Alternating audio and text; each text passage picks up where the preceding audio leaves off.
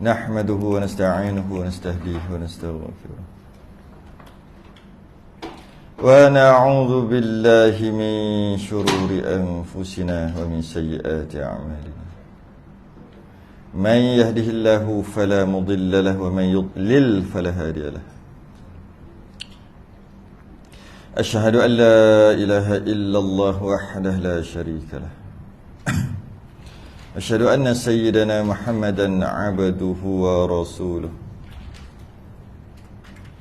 اللهم صل وسلم وبارك على سيدنا محمد الفاتح لما أغلق والخاتم لما سبق ناصر الحق بالحق والهدي إلى صراطك المستقيم صلى الله عليه وعلى آله وأصحابه حق قدره ومقداره العظيم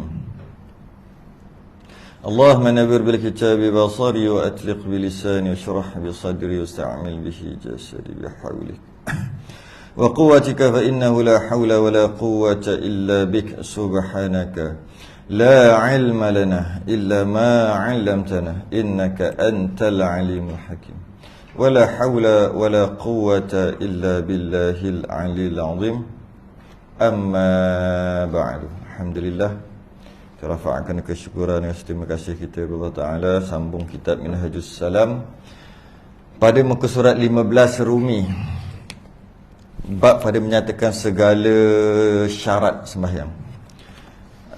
Jawi 15, Rumi 40. Jawi 15, tengah-tengah. Rumi 40. قال المصنف رحمه الله تعالى ونفعنا وإياكم بعلومه في الدارين آمين يا رب العالمين. Ini satu bab pada menyatakan segala syarat sembahyang. Bila kita sebut syarat, dia sepatutnya terbahagi kepada dua, iaitu syarat wajib dan syarat sah. Tapi maksud syarat dekat sini adalah syarat sah. Macam ni kita boleh tahu? Sebab kita boleh tahu daripada syarat wajib yang ada pada muka surat sebelum. Pada muka surat sebelum tu ceritakan tentang syarat wajib, iaitu siapa yang wajib solat.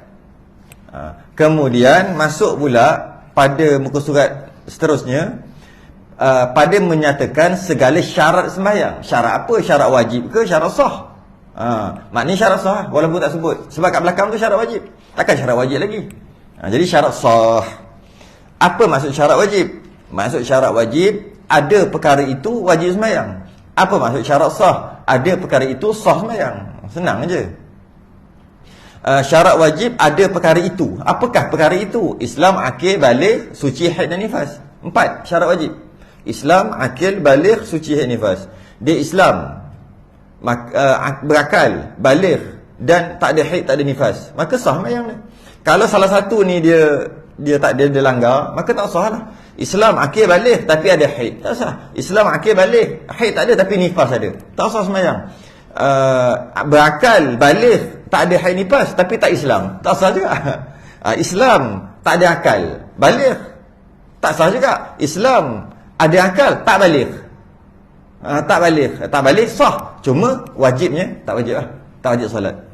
Itu syarat wajib. Syarat sah pula, apa dia? Dia sebut sini ada 4. Ada 4 perkara ni sah sembahyang. Tak ada 4 ni tak sah. Tak ada salah satu pun tak sah juga. Dia panggil syarat sah. Qala al-musannif rahimahullahu ta'ala, dan bermula segala syarat sembahyang itu 4 perkara. Syarat sah sembahyang, dengan maksud syarat sah sembahyang. Kena jagalah 4 ni. Kalau tak jaga 4 ni, tak sah lah sembahyang dia. Yang pertama, suci daripada 2 hadas. Suci daripada 2 hadas. Maksudnya hadas kecil dan hadas besar. Maksud suci itu tidak ada hadas kecil, tidak ada hadas besar. Maksud yang lain, ada wuduk dan kalau berjunub dah mandi wajib. Itu maksud. Jadi di badan dia tak ada hadas kecil, di badan dia juga tak ada hadas besar. Kalau ada, dia kena angkatlah hadas tu. Macam mana nak angkat hadas tu? Kalau dia dia nak angkat hadas. Macam mana nak angkat hadas kecil? Nak angkat hadas kecil, muka, tangan, kepala, kaki. Basuh muka, basuh tangan, sapu kepala, basuh kaki. Dengan niat wuduk, maka terangkatlah hadas kecil. Bila terangkat hadas kecil, sahlah sembahyang. Kalau tak terangkat hadas kecil, tak usah sembahyang. Macam tu juga jika berjunub, macam mana nak buang hadas besar tu? Caranya mandi. Dengan mandi mengalirkan air ke seluruh anggota dengan niat mandi wajib, maka terangkatlah hadas besar. Bila terangkat hadas besar, sahlah sembahyang. Kalau tak terangkat hadas besar, tak sah sembahyang. Jadi, tapi perbahasan wuduk dan perbahasan mandi wajib dah lepas dah. Dah selesai dah lepas. Cuma nak bagi tahu kena suci lah. Okey. Dan daripada najis juga kena suci. Maksudnya tak boleh ada najis. Najis pula ada dua. Satu najis yang dimaaf, satu lagi najis yang tak dimaaf. Kita dah bahas dah sebelum ni. Najis yang tidak dimaaf macam mana? Najis yang dimaaf macam mana? Contoh najis yang dimaaf, darah yang sedikit, maaf.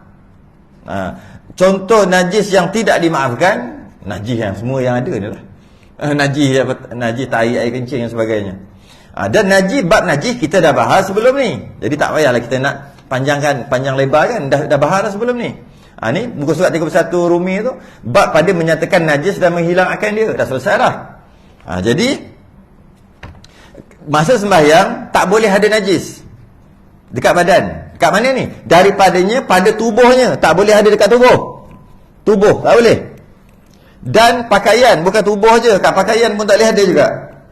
Dekat pakaian. Dan tempat sembahyang, dekat tempat sembahyang pun tak boleh ada najis.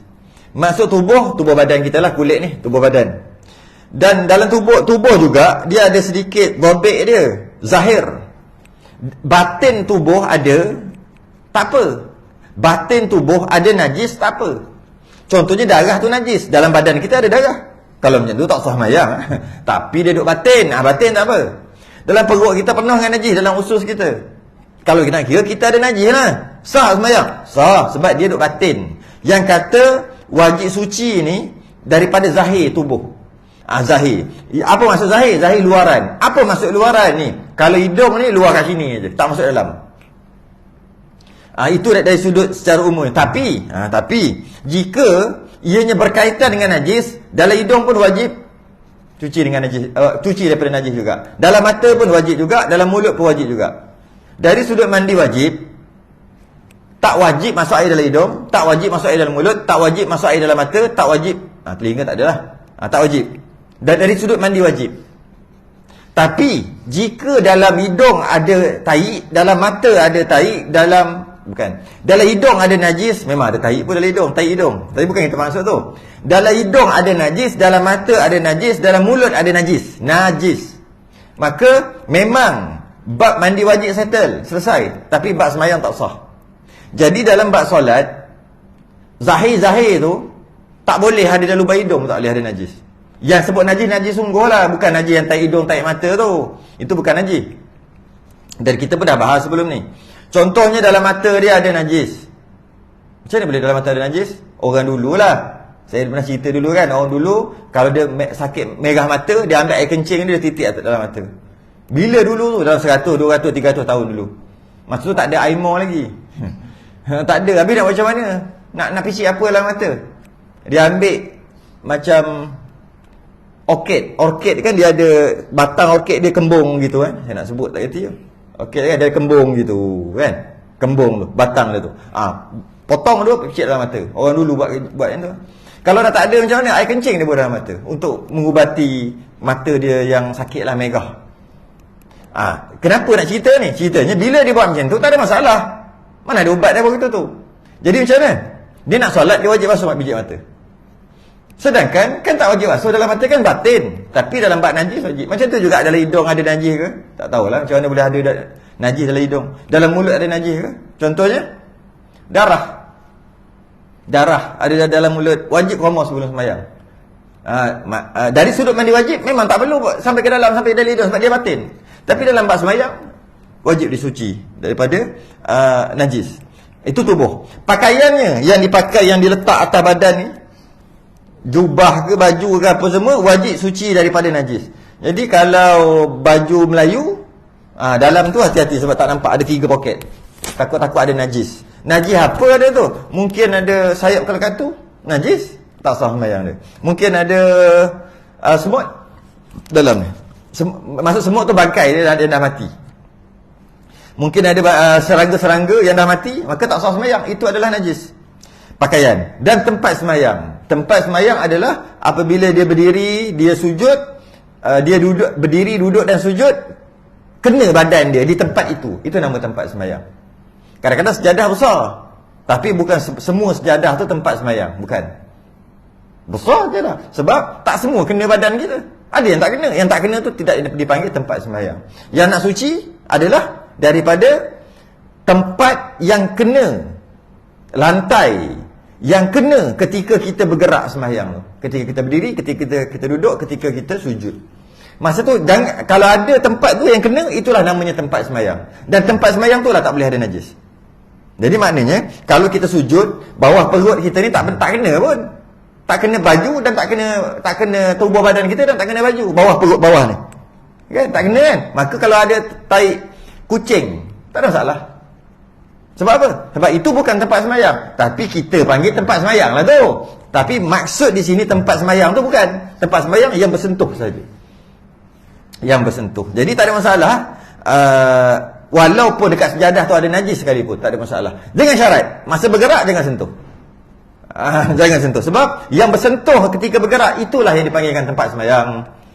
Okay. Yang pertama, selesai. Yang kedua, dia ringkas je dalam kitab ni. Jadi kita baca ringkas je lah. Yang kedua, tutup aurat. Dalam sembahyang wajib tutup aurat. Kalau tak tutup aurat, tak sah.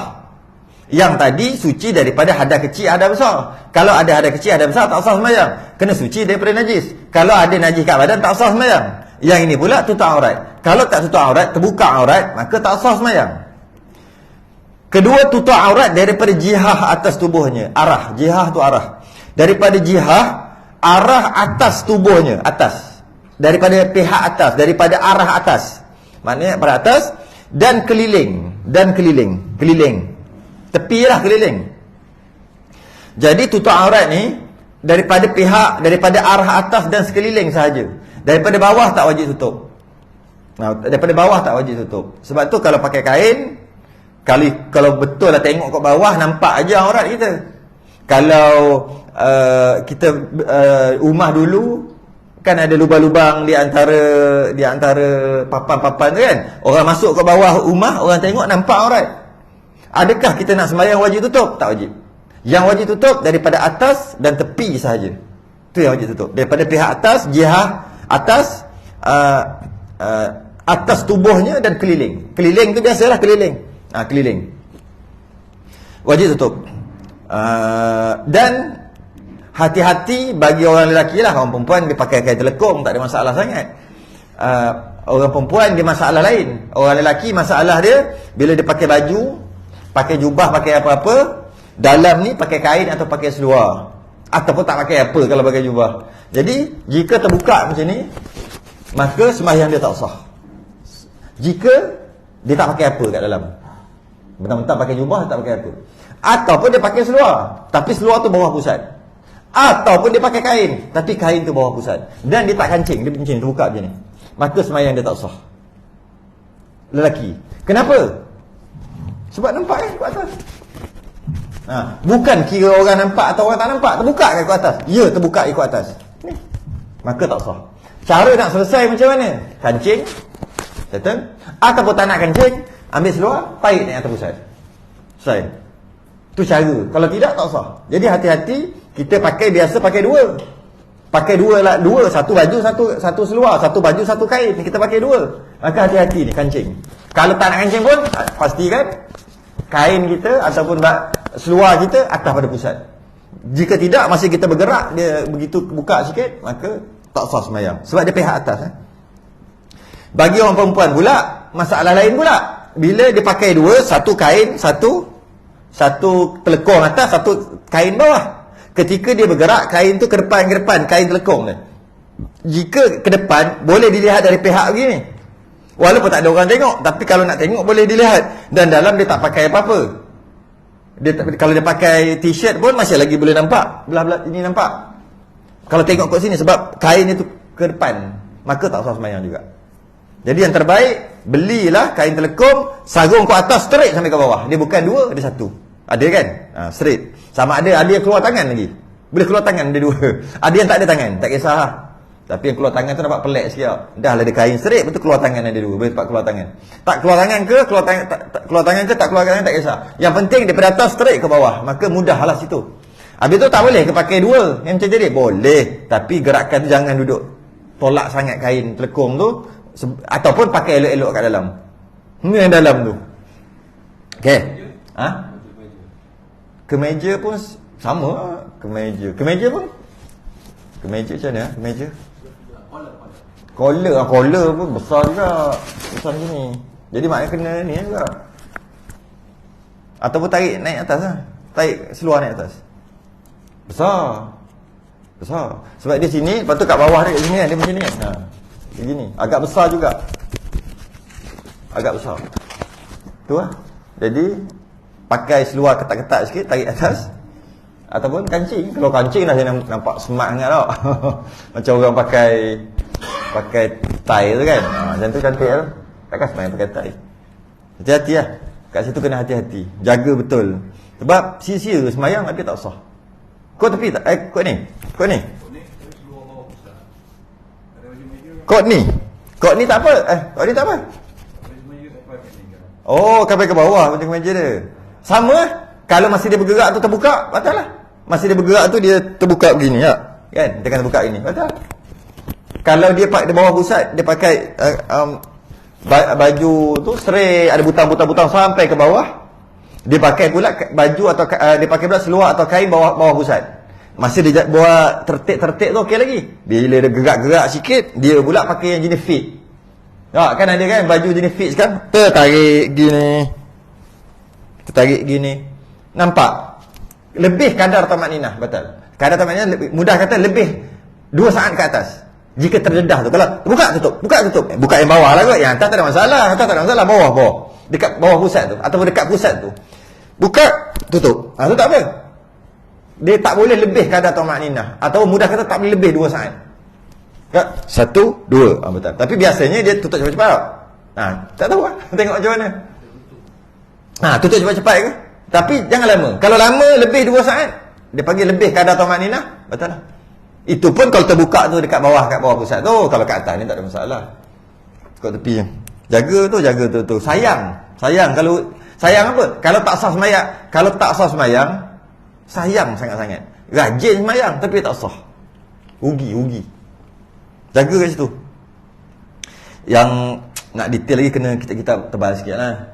Ya dan ni je ada dalam kitab kita. Dan keliling bagi orang yang kuasa atasnya, bagi orang yang mampu untuk tutup aurat. Maksudnya kalau bukan orang sakit apalah. Dan jika ataupun bagi orang yang mampu tu dekat maksud ada kain untuk tutup. Itu maksud mampu. Ya. Dan jikalau sembahyang itu pada tempat yang gelap, padahal ia munfarid, sembahyang seorang-seorang, munfarid daripada manusia sekalipun. Walaupun dia sembahyang dalam gelap dan dia sembahyang seorang. Jadi tetap terdedah aurat. Maka tetap batal juga. Jadi kita dapat faham batalnya solat, terdedah aurat, batalnya solat bukan sebab orang tengok. Sebab terdedah itu telah batal. Jadi apa beza? Kita tengok untuk kita fahamlah. Apa beza? Haram kita panggil haram lah. Haram dedah aurat di luar semayang, di luar rumah, dengan haram dengan maksud batal lah. Bila haram tu batal kan. Haram terbuka aurat dalam semayang. Saya ulang balik. Apa beza haram terbuka aurat di luar semayang, di luar rumah, dengan haram terbuka aurat di dalam semayang? Beza dia adalah di luar semayang haram kerana dilihat. Kerana orang lihat aurat itu haram. Sebab tu haram buka aurat di luar semayang, di luar rumah. Kenapa haram buka aurat? Kenapa haram dedah aurat? Sebab haram kerana haram dilihat. Tapi dalam sembahyang bukan tak boleh buka aurat kerana haram dilihat, bukan. Kerana buka aurat itu sendiri. Jadi kalau kita buat perbandingan, kalau dia keluar rumah tak tutup aurat, tak berdosa kalau tak ada orang tengok. Sebab haram di luar, haram tutup aurat di luar sembahyang kerana haram dilihat. Kalau tak ada orang lihat, tak berdosa. Kampung tu semua dia beli. Dia di jutawan. Dia beli semua kampung, besar kampung. Berapa kilometer dia beli sama. Pagar siap-siap, ada karen lagi. Contoh lah.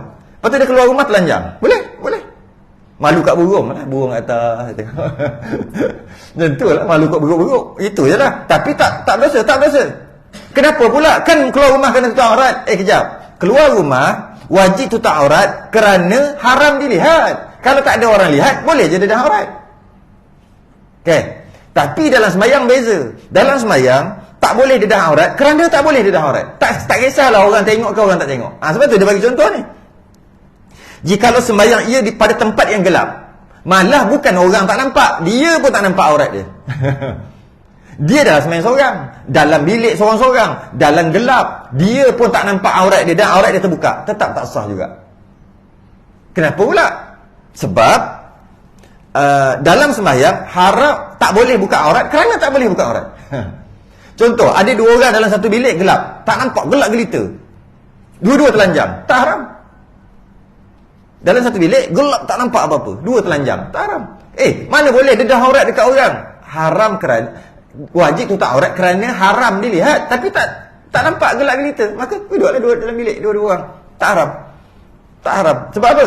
Sebab tak nampak. Ataupun dua-dua buta. Dedah aurat tak haram dua-dua orang ni. Sebab dari sudut dedah aurat di luar sembahyang ni haram kerana dilihat orang. Tu yang haram. Tapi dalam sembahyang tak kira. Dia buta, tak nampak aurat dia, aurat orang tak nampak, aurat dia pun tak nampak. Dia sembahyang terdedah aurat, tak sah juga. Dia sembahyang sorang-sorang dalam bilik gelap gelita, aurat dia sendiri pun dia tak nampak. Dia pakai seluar sampai atas daripada kepala lutut. Dia pun sembahyang dalam gelap dan dia sendiri tak nampak aurat dia. Tak sah juga. Tak ada orang tengok. Masalah sembahyang bukan masalah orang tengok ke tidak. Masalah sembahyang wajib tutup aurat kerana wajib tutup aurat. Di luar sembahyang, di luar rumah wajib tutup aurat kerana haram dilihat. Tu beza dia. Tu perbezaan. Dia bagi tahu kat sini supaya kita nak faham dua perbezaan tu lah. Sebab tu dia kata jikalau sembahyang ia pada tempat yang gelap padahal ia munfarid sembahyang seorang-seorang daripada manusia sekalipun, tak ada orang pun, tetap tak sah juga sembahyang. Dia nak beritahu tu. Dan aurat lelaki, dia nak bagi tahulah dah tutup aurat tu tahap mana. Aurat lelaki dan perempuan sahaya, hamba perempuan dalam sembahyang. Orang itu dalam sembahyang iaitu pada barang antara pusat dan lutut, tetapi wajib atas keduanya tutup pusat pula. Pula dengan maksud juga wajib bagi lelaki pusat sampai lutut tutup, dan pusat itu wajib tutup juga. Bukan pusat sampai lutut, pusat tak payah tutup, kepala lutut tak payah tutup. Tak. Pusat hingga lutut, pusat wajib tutup, kepala lutut pun wajib tutup. Wajib tutup semua ke sebahagian? Sepatutnya kalau dah khatam 2-3 kitab kena tahu ni. Sebab kitab kita ringkas. Dia kata wajib tutup pusat dan wajib tutup kepala lutut. Di antara tu memang wajib tutup lah. Dia tutup pusat, tutup lutut. Bukan. Wajib tutup semua. Cuma pusat sampai lutut. Soalannya pusat dan lutut wajib tutup juga ke? Ya, wajib tutup. Soalan lain timbul lagi. Wajib tutup semua pusat dan semua kepala lutut ke? Tidak. Tak. Wajib tutup sebahagian sahaja. Contoh jenis pusat. Macam mana? Kepala lutut dah senang, pusat payah nak bagi. Tapi contoh yang sama lah. Ni kepala lutut, ni betir lah, ni kaki lah. Ni kepala lutut, ni peha. Ni kepala lutut wajib tutup sampai sini je. Kepala lutut tak tutup habis pun tak apa. Janji tutup kepala lutut walaupun sikit. Daripada atas, daripada peha wajib tutup. Wajib tutup sini, cukup lah. Pusat pun macam tu. Pusat macam ni bulat. Okay? Wajib tutup, bawah ni wajib tutup. Sampai sini cukup memadai. Sebab tu dia kata dia antara pusat dan lutut, tetapi wajib ke atas keduanya tutup pusat pula. Pula dengan maksud juga tutup juga pusat, tutup juga kepala lutut.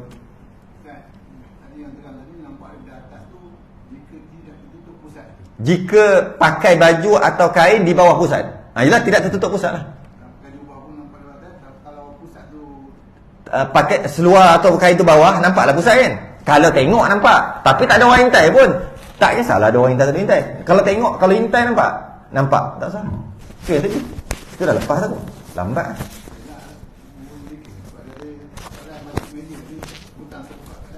Dia buka ke dada. Kalau buka ke dada, ke tepi, tak ada masalah. Yang tak bolehnya tu saya sebut tadi, dekat bawah pusat tu yang kita buka. Sebab baju kemeja katanya sampai ke bawah kan. Sampai ke bawah. Yang bawah tu yang atas tak apa, yang bawah dada tak ada masalah. Tak ada masalah, selak, tak ada masalah. Yang masalahnya dekat ni, dekat pusat. Ada butang. Dia pakai kecil. Itu yang terbuka yang kat situ. Nampak pula pusat ataupun bawah pusat. Nampak pula lebih kadar tamanina. Lama sikit lah, lebih 2 saat. Betul? Kalau yang atas ni tak ada, selak kat sini tak apa. Sebab sini bukan aurat pusat sampai lutut kan? Sini tak apa. Yang bawah memang baju kemeja tu sampai bawah kan. Ada yang baju kemeja sampai pinggang aja, itu yang fit lah. Ada yang sampai bawah sikit. Yang bawah tu lah. Masa yang bawah T-shirt sama lah. Masa dia gerak tu ternampak ke atas, ataupun dia pakai pendek, masa dia sujud rukuk ke ternampak, terselak. Lebih kadar tamanina, mudah kata lebih 2 saat, tak tutup cepat-cepat, betul.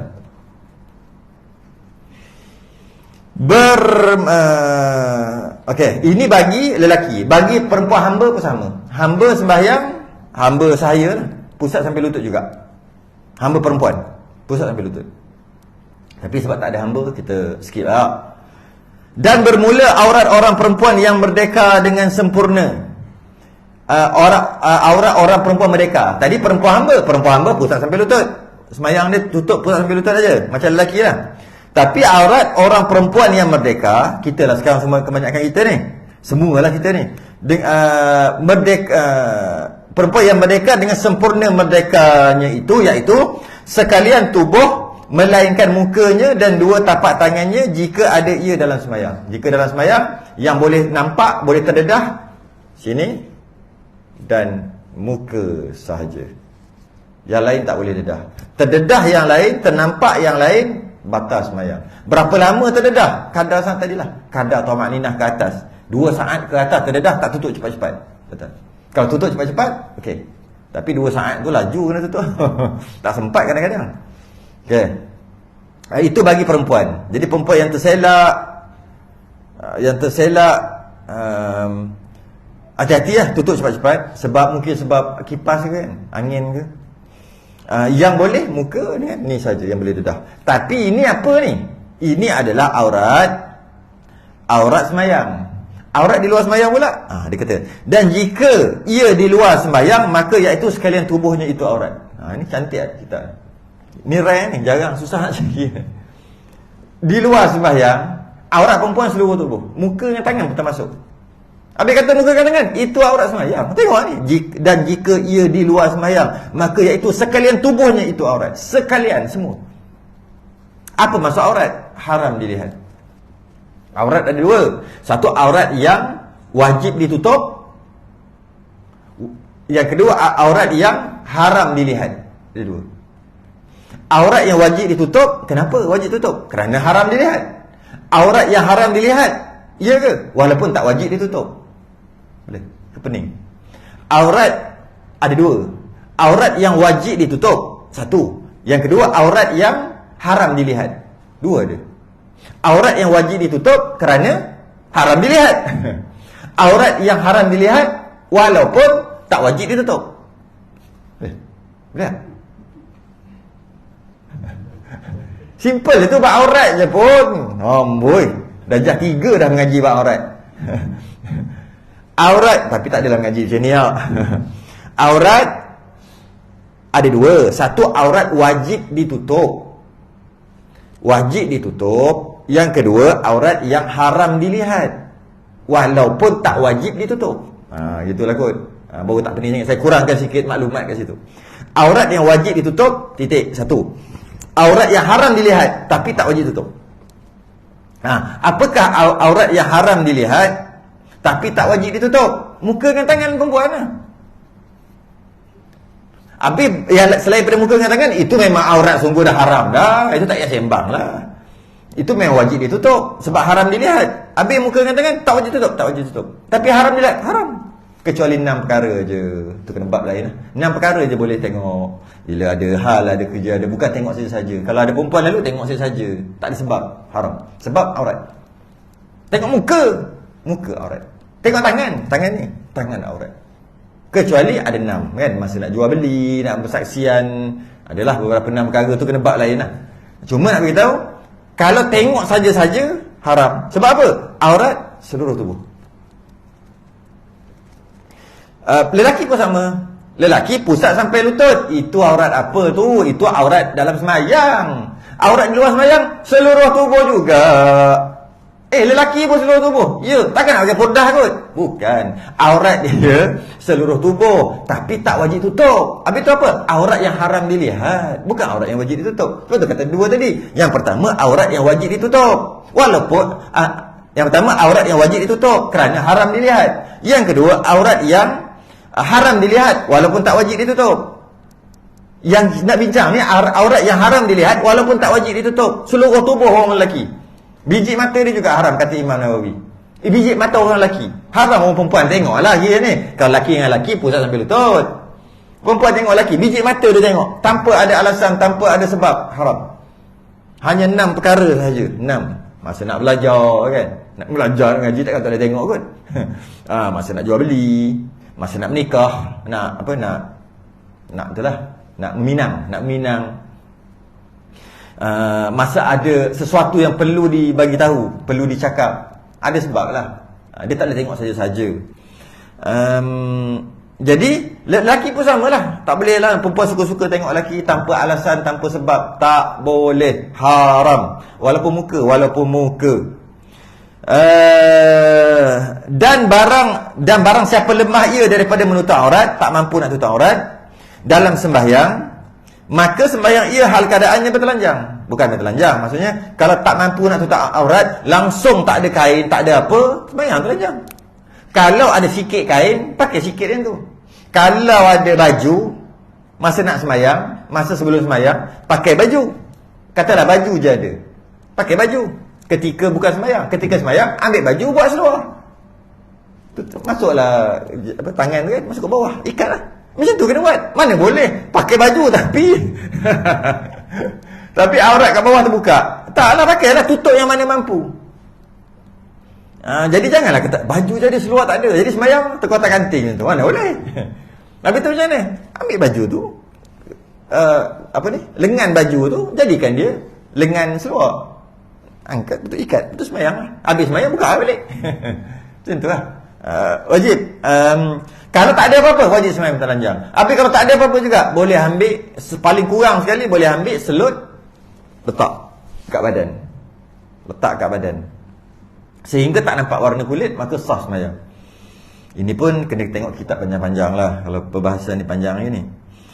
Tiada ulang atas dia kemudian daripada kuasanya. Lepas dia sembahyang tanpa tutup aurat tadi sebab tak mampu tadi, tak perlu qada. Tak perlu qada, sembahyangnya sah. Bes. Yang ketiga. Dan ketiganya daripada syarat sembahyang itu masuk waktu. Dan jikalau dengan kuat zannya sekalipun. Yang syarat yang ketiga, tunggu masuk waktu lah. Logik lah, tak masuk waktu lagi dah sembahyang, mana nak sah. Syarat yang pertama tu logik juga, tak ada wuduk takkan nak sah. Yang kedua, duduk junuk lagi sembahyang, mana nak sah. Yang ketiga, ada najis kat badan, sembahyang juga, mana nak sah. Yang keempat, kalau kita ambil detail lah, yang keempat, sembahyang tapi terbuka aurat, mana nak sah. Yang keempat, kalau kita ambil detail macam tu. Yang kelima, kalau ambil detail macam tu, tak masuk waktu lagi sembahyang, mana nak sah. Tunggulah masuk waktu dulu.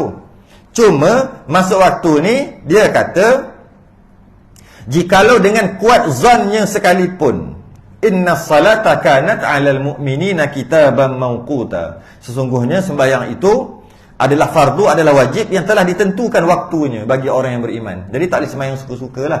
Tunggu masuk waktu baru sah sembahyang. Selagi tak masuk waktu, selagi itu tak sah sembahyang. Masuk waktu ada dua cara. Cara yang pertama, masuk waktu dapat tahu daripada secara yakin, iaitu daripada bayang-bayang. bayang-bayang matahari kan, matahari ada bayang-bayang. Bayang-bayang tu cara pertama dengan yakin. Yang kedua dengan zan, dengan sangkaan kuat, dengan kuat zannya. Macam mana? Tengok jam, tengok kalender takwim, mungkin tengok ayat yang dibaca. Contoh dia baca Quran 100 ayat daripada maghrib, 100 ayat masuk isyak, maka dia boleh pakai kaedah tadi. Dia baca lepas habis sembahyang maghrib, dia baca 100 ayat terus sembahyang isyak. Masuk isyak dah ke? Mana kau tahu? Aku biasa baca 100 ayat Quran, mesti masuk dah isyak. Dah banyak kali dah test. Memang ya jadi. Maka boleh percaya, boleh. Dia main kuat zon. Mungkin juga kokokkan ayam kokok, boleh juga. Ayam berkokok maknanya tanda dah masuk waktu. Tapi kan test dulu lah ayam tu. Jangan ayam pening. Ayam sekarang pening. Pukul 5 petang dia kokok. 5 petang dia kokok.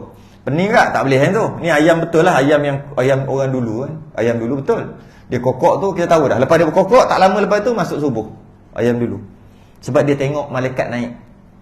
Malaikat dia akan tukar shift daripada waktu subuh dan waktu asar. Tukar shift. Jadi bila dia tukar shift tu, dia naik. Bila naik, antara yang boleh nampak malaikat adalah ayam jantan. Bila ayam nampak malaikat tu, dia kokok macam bertasbih pada Allah lah, membesarkan Allah. Cuma sekarang ni lain lah. Sekarang ayam sekarang ni pening. Dan diiktibarkan syarat ini pada sembahyang yang ditentukan waktu baginya oleh syarak, seperti sembahyang fardu yang asli. Yang kata tunggu masuk waktu baru sah sembahyang ni, sembahyang fardu asli. Apa fardu asli? Sembahyang fardu lah yang tunai. Asli itu tunai. Habis sembahyang fardu yang tak tunai apa? Qadha bila-bila pun boleh. Sembahyang fardu tak asli dia panggil. Fardu wajib tapi tak asli. Sebab apa? Sebab dah tinggal 10 tahun lepas dia tinggal. Jadi fardu tak? Tetap fardu. Berhutang? Tetap berhutang. Bayar? Nak kena bayar lah. Bila bayar? Bila-bila je. Wajib? Wajib asli ke? Tak. Wajib tak asli. Yang asli ni yang tunai. Maka sembahyang fardu yang asli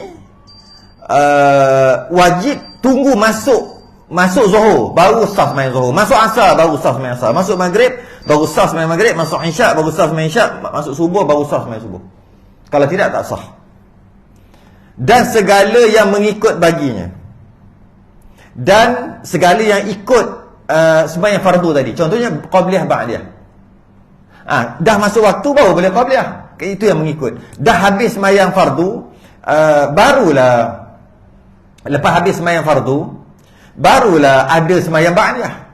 Maka yang mengikut baginya. Itu maksud mengikut. Macam tu juga sembahyang witir. Sembahyang witir pun sama juga. Kalaulah tak sembahyang isyak lagi, tak sah witir. Itu maksud mengikut baginya. Mengikut. Lepas sembahyang isyak baru sah witir, baru sah witir. Macam tu juga tarawih. Lepas sembahyang isyak baru, itu mengikut. Macam tu juga duha. Duha tunggu masuk waktu lah. Sama juga tapi sunat. Solat jenazah pun sama. Tunggu masuk waktu solat jenazah baru sah sembahyang jenazah. Kalau tak masuk waktu solat jenazah, tak sah sembahyang jenazah. Ingat lagi, bilakah masuk waktu solat jenazah? Mandi. Kapan? Kapan kan mandi? Kapan mandi? Mandi, bukan kapan. Maknanya kalau tak kapan lagi sah sembahyang. Sah. Habis tu orang kapan tu, baguslah kapan, takkan nak biar terbuka macam tu je. Cuma nak bagi tahu, untuk sah mandi, untuk sah sembahyang jenazah, sempurna mandi. Walaupun tengah mandi. Dia tengah mandi ni, dia alirkan air dah rata dah. Tapi nak air 9 tu sunat lah. Air kapur baruh semua tu. Tapi dah dari sudut sah dah mandi, dah rata dah. Boleh dah sembahyang terus. Allahu akbar. Boleh sembahyang terus dah. Walaupun orang tengah mandi. Sebab apa? Orang tengah mandi tu yang sunat, yang wajib dah sah lah. Biasa sah yang wajib tu 5 minit je dah sah. Yang mandi sampai setengah jam tu semua sunat. Jadi tengah-tengah mandi tu boleh. Allahu akbar. Dengan syarat sempurna dah mandi. Sempurna dah mandi. Jadi masuk waktu solat jenazah adalah sempurna mandi, bukan sempurna kapan. Tapi sunat sempurna kapan. Sebab molek sikit dah kapan kan. Takkan nampak telanjang gitu. Kan? Dan diiktibarkan ada sebab dengan yakin pada sembahyang yang ada baginya sebab, seperti sembahyang gerhana matahari dan gerhana bulan. Kalau nak sembahyang gerhana matahari, gerhana bulan, kena yakinlah gerhana matahari ada, barulah sah sembahyang. Gerhana matahari ada, entah ada kot, tak tahu ada ke, ada kot, tak ada kot, tak ada kot, tak sah sembahyang itu. Kena yakinlah gerhana matahari, baru sah gerhana matahari. Yakinlah gerhana bulan, baru sah sembahyang gerhana bulan. Maka tidak sah sembahyang yang ada baginya waktu yang tertentu pada syarak sehingga masuk waktunya. Maka tak sahlah sembahyang yang ada waktu, tapi tidak sah sembahyang yang ada baginya waktu yang tertentu. Waktu tu ada waktunya pada syarak sehingga masuk waktu. Dah masuk waktu baru sah. Sama ada sengaja atau tak sengaja. Tak sengaja sembahyang Zuhur pukul 12, tak sengaja, tetap tak sah juga. Sengaja sembahyang Zuhur pukul 12, tak sah, lagi berdosa. Sengaja. Okey. Dan tiada jua sah sembahyang mempunyai sebab. Dan sekejap sebelum tu nak ulang sikit ni. Kalau dia yakin dah masuk waktu, okay, dia yakin dah masuk waktu, tiba-tiba dia sembahyang, tiba-tiba lepas sembahyang baru dia tahu yang dia sembahyang tadi tak masuk waktu lagi. Sedangkan ketika dia sembahyang yakin masuk waktu, lepas sembahyang baru dia tahu rupa-rupanya tak masuk waktu lagi, maka sembahyangnya tak sah. Okay. Walaupun ketika sembahyang tu dia yakin, tapi lepas sembahyang tu baru tahu keyakinan dia tu salah, maka sembahyangnya tidak sah dan tidak berdosa. Sembahyang dia mungkin jadi qada, mungkin jadi sunat, dapat pahala juga, sebab dia tak sengaja. Kalau dia yakin dah masuk waktu, okay, lepas dia sembahyang baru dia tahu dah habis waktu. Yang tadi tak masuk waktu lagi, ni dah habis waktu, maknanya sembahyang dah sah. Sah, tapi jadi qada automatik sebab dah habis waktu. Dia sembahyang yakin dah masuk waktu, rupa-rupanya dah habis waktu. Yang dia sedar setelah dia sembahyang, habis sembahyang, lah kau sembahyang apa tadi? Sembahyang Zuhur. Sembahyang Zuhur apa 5:30 dah? Lah, sembahyang dah sah. Sah, tapi jadi qada. Okay. Yang ketiga, dia tak tahu yang masuk waktu ke tidak. Masuk waktu, entahlah masuk kot, tak masuk kot. Dia tak yakin masuk waktu ataupun tidak masuk waktu. Dia sembahyang aja, maka sembahyangnya tak sah. Walaupun kebetulan memang dah masuk waktu. Sembahyang pukul 3 ni, dia sembahyang Zuhur, tapi dia tak tahu, dia tak ada jam. Tapi dia tak ada jam. Dah pukul berapa ni, tak tahu pukul berapa. Dah masuk Zuhur ke? Tak tahu dah masuk Zuhur ke tidak. Sembahyang je lah. Lepas dia habis sembahyang, kawan dia datang, dia tanya pukul berapa dah? Pukul 3 dah. Oh, aku sembahyang Zuhur tadi, elok lah, memang dalam waktu. Tidak, sembahyang dia tetap tidak sah. Tak sah. Sebab ketika sembahyang wajib yakin masuk waktu dan mesti masuk waktu. Yakin masuk waktu dan ternyata memang masuk waktu. Okay. Dan tiada jua sah sembahyang yang mempunyai sebab. Itu sembahyang yang ada sebab, iaitu melainkan kemudian selepas daripada memperoleh akan sebabnya dengan yakin. Sembahyang yang ada sebab. Contoh sembahyang ada sebab, sembahyang tahiyatul masjid. Sebab apa sembahyang ni? Sebab tahiyatul masjid, masuk masjid.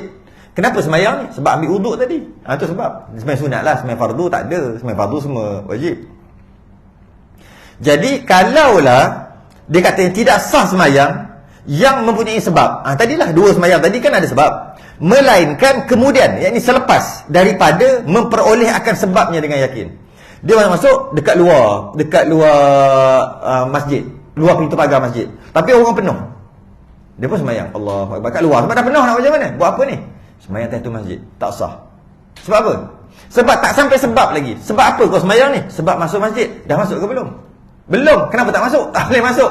Tak boleh masuk, tak boleh masuk, kau punya pasal. Tapi sekarang ni sebab datang tak? Sebab belum datang. Akan datang sekejap lagi. Sekarang tak datang lagi sebab. Apa sebabnya? Iaitu masuk masjid. Maka tak sahlah tahiyatul masjid. Macam tu juga wuduk. Kenapa sembahyang ni? Sembahyang sunat wuduk. Dah datang sebab atau tidak? Sebab apa? Sebab wuduk lah, kan kata sembahyang wuduk tadi. Tak wuduk lagi, sekejap lagi baru nak wuduk, sembahyang awal-awal. Tak pandai boleh. Sebab tak datang sebab lagi. Itu maksud dia. Biasa ni solat sebab ni solat sunat lah. Dan keempat, daripada segala syarat sah sembahyang itu, menghadap akan zat kiblat, yakni Kaabah. Zat kiblat, ain kiblat, ataupun mudahkan bahasa lain, batu Kaabah. Gitu kot. Zat kiblat ni maksud Kaabah. Wajib sembahyang menghadap batu Kaabah. Mudah kata gitu. Zat tu ain atau batu Kaabah. Kiswah, kelambu Kaabah. Sebab kelambu tu ada kat situ kan. Wa min haitsu kharajta fawalli wajhaka syataral masjidil haram. Wajib menghadap Masjidil Haram. Dan wajib menghadap ni apa dia? Zat ataupun ain ataupun batu Kaabah tu. Wajib menghadap. Bukan arah. Bukan arah. 3 mazhab yang lain, mazhab Maliki, mazhab Hanafi, mazhab Hanbali. 3 mazhab yang lain bukan wajib menghadap batu Kaabah ataupun zat Kaabah ataupun diri Kaabah, ain Kaabah, bukan. Wajib menghadap jihah, arah Kaabah. Walaupun tak kena Kaabah. Itu mazhab lain. Mazhab Syafi'i wajib menghadap batu Kaabah.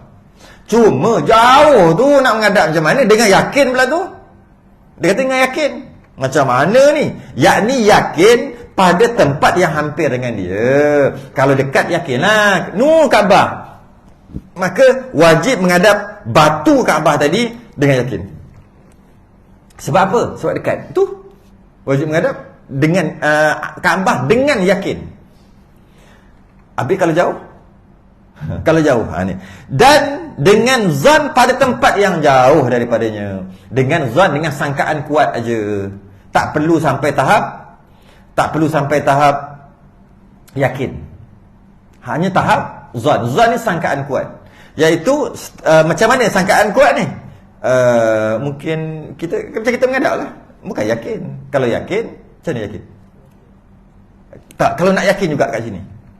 Seorang pegang benang, jalan lagi sampai Kaabah. Sampai dah. Okey, straight. Tu baru yakin. Ada kau buat kerja macam tu? Mana ada? Mana boleh pun. Habis tu yang kita tengok ini tu, itu bukan yakin, itu zon, sangkaan kuat. Memadai ke tengok kompas kan? Sangkaan kuat. Tengok bintang, ada bintang 3, lepas tu ada bintang 1 kat sini. Apa nama bintang? Arah dia begitu. Tengok bintang. Semua adalah arah kiblat. Tengok matahari jatuh. Kalau kita kat Malaysia ni matahari jatuh kan barat kan? Matahari jatuh. Masih itulah arah kiblat.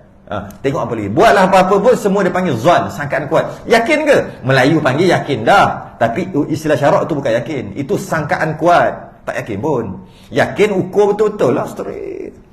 Setakat pakai Google map tu bukan yakin. Itu zon. Sah ke? Sah. Memadai zon. Habis kalau yakin teruk lah. Memadai zon. Dah memadai. Sah. Itu yang bahaya kalau semayang. Bahaya kalau salah. Kalau mazhab Syafi'i semayang kat rumah pusaka lah kata kan. Memang kita semayang macam ni selalu. Rupanya kiblat macam ni. Biasa macam ni. Ni kita semayang kiblat macam ni. Rupa-rupanya kiblat macam ni. Biasanya gitu je dia lari macam ni. Dia tak lari macam ni. Ada lagi macam ni. Melampau macam ni, lagi melampau. Biasa lari tu dalam kat rumah-rumah pusaka atau rumah-rumah dulu kan, ataupun dulu lari macam ni ni. Sikit kan. Kalau mazhab Syafi'i, katalah kita duduk kat rumah pusaka tu, memang daripada tok nenek moyang dulu macam ni kiblat dia. Macam ni. Sedangkan yang betul ni macam ni. Dia lari macam ni. Okey. Mazhab Syafi'i kena qada semua sembahyang kat situ. Teruk. Tapi waktu tu tak apa, 3 mazhab lagi ada. Dah terkepit dah beribu sembahyang. Jam nak qada. Maka mazhab lain tak wajib menghadap betul-betul tepat. Wajib menghadap jihah, arah. Jadi ini arah Kaabah tak? Ya, arah Kaabah. Ini Kaabah kat sini kan. Ni arah. Ni pun arah jugalah. Tak kena tepat-tepat. Tak kena tepat-tepat pun tak apa. 1 darjah lari Kaabah, kiblat kita 1 darjah je lagi. 1 darjah je lagi. Lari 100 km. Dekat Kaabah. Contoh ni Kaabah. Macam ni, kita lari 1 darjah. Sikit. Mana tu? Rumah Pak Arab mana tu? Kita menghadap. Sah ke? 3 mazhab sah. Mazhab Syafi'i tak sah. Jadi waktu tu mungkin kita boleh pakai mazhab. Okey. Melainkan pada sembahyang sunat. Sembahyang sunat dibenarkan tak menghadap kiblat.